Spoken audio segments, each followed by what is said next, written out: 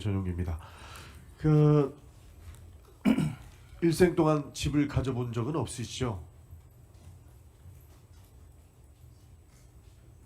제 명의의 뭐 집을 말씀하시는 예. 것이라면 그렇습니다. 최근 재산 신고한 거 보니까 2억 1,500만 원이라고 이야기를 하는데 저희도 꼼꼼히 보니까 그 중에 1억 4,800만 원은 정치자금으로 잡힌 예금이더라고요.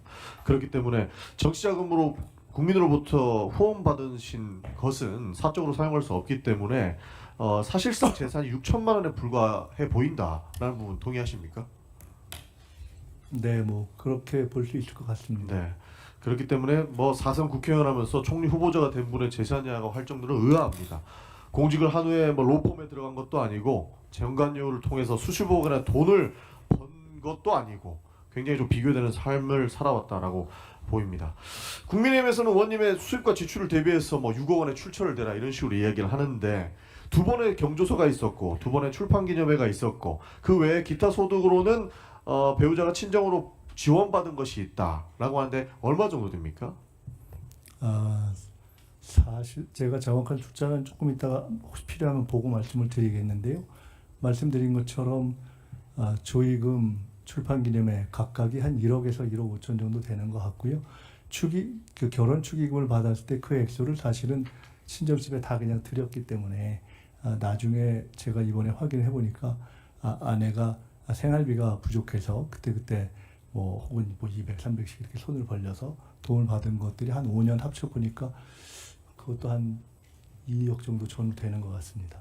네, 그에 대해서 정확한 숫자는 필요하시면은 저희가 보내주시면 좋을 것 계산한 것을 같고. 말씀드리겠습니다. 그러니까 뭐 추징금부터 시작해서 하나하나 말씀을 드리겠습니다. 후보자께서 제출한 자료를 보면 매월 그러니까 세비로 받은 돈의 절반 이상씩 500에서 700가량을 추징금을 납부하셨습니다. 20년부터 추징금 납부 내역을 보니까 20년 빙부상 조의금과 세비 일부로 추징금을 납부하시고 조의금 중에 일부는 교회 현금으로 내신 건 맞습니까? 네, 맞습니다. 네, 21년도에 국회는 세비로 추징금을 냈습니다. 그때는 기타 소득이 없었기 때문에 매년 500에서 700만 원을 납부해서 총 6천만 원 납부하신 걸로 나와 있습니다. 네, 맞습니까? 500만 원씩 내다가 빨리 완납하는 것이 좋겠다고 생각돼서 700만 원을 올려서 냈습니다. 네, 그렇게 6천만 원을 갚았습니다. 22년도에는 출판기념회 수익과 세비 일부 그리고 추징금을 납부하고 출판기념회 수익 일부로 또 교회에 헌금을 내셨죠? 네, 그렇습니다. 네, 그리고 23년에도 출판기념회 수익과 세비 일부로 추징금을 납부하고 출판기념회 일부의 수익을 또 교회에 헌금으로 내셨습니다. 네. 그리고 24년에는 한 달 만에 추징금을 갚으셨던데 어떻게 내신 거죠?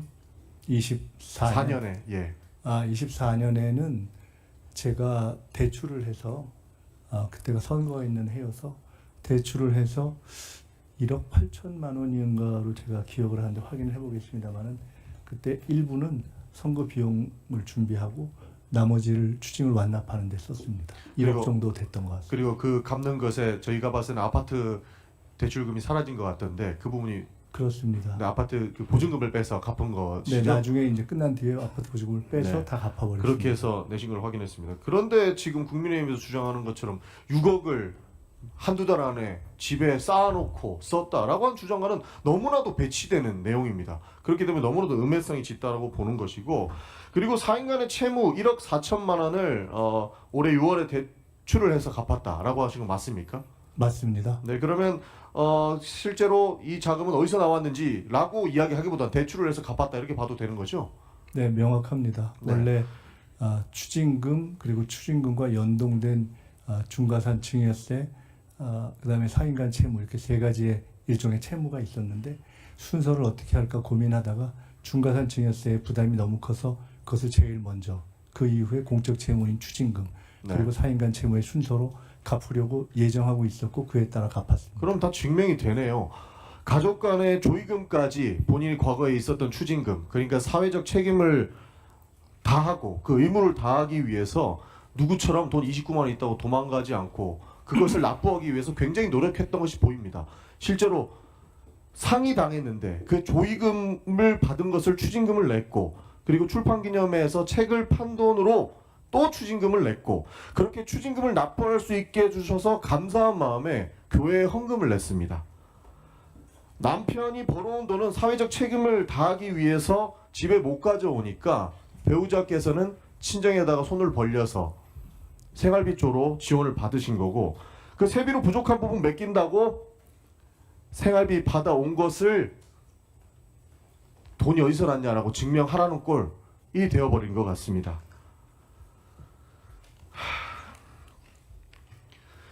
그리고 1억 4천만 원 11명에게 나눠서 빌린 것, 그때 당시 2018년도 야인이셨죠? 네, 그렇습니다. 그때로서는 그 방법 외에는 제가 중과산되고 있는 그 증여세를 일시에 같은 차용 방식을 써서 일시에 가까운 지인들에게 이렇게 나눠서 소액으로 나눠서 하는 방식 외에는 제가 신용을 다른 어떤 금융기관을 활용할 수 있는 방법이 없었습니다. 공직자가 아니었고 사인이었는데 저 불법 정치자금 받을 거였으면 차용증을 쓸 일도 없었겠죠. 아니 일단 이자와 원금을 다 갚았기 때문에 저것은 뭐 다른 불법이다 아니면 다른 제공이다 뭐 이런 것을 얘기하는 것 자체가 설정이 되지 않는 이야기입니다. 이자를 내오다가 언론을 밝히신 것처럼 이자를 내오다가 결국에는 완납을 했고 그분들이 오히려 이 원인을 해소하겠다라고 이야기한 부분 기자회견 하겠다는데 후보자가 말렸다는 내용도 있습니다. 맞습니까?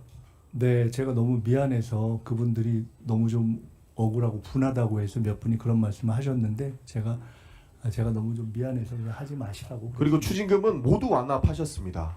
네. 그러니까 도망간 사람도 굉장히 많은데 그것을 사회적 책임을 다하기 위해서 노력을 하셨는데 추징금 때문에 가산세가 붙은 부분에 대해서도 그러니까 추징금을 다 완납했기 때문에 가산세로 매긴 부분은 돌려받을 수 있다고 아는데 그 부분은 신청을 하지 않으셨던 걸로 압니다. 대법원 판례상 저 같은 경우에 추징금을 내고 그 같은 금원의 액수에 대해서 증여세를 부과한 경우에 원래는 다 추징을 완납하면 증여세는 환급할 수 있다는 판례가 있는 것으로 알고 있는데 저는 그런 것도 또 나중에 누군가 시비를 걸 수 있다고 생각돼서 그냥 포기하는 마음으로 안 신청했습니다.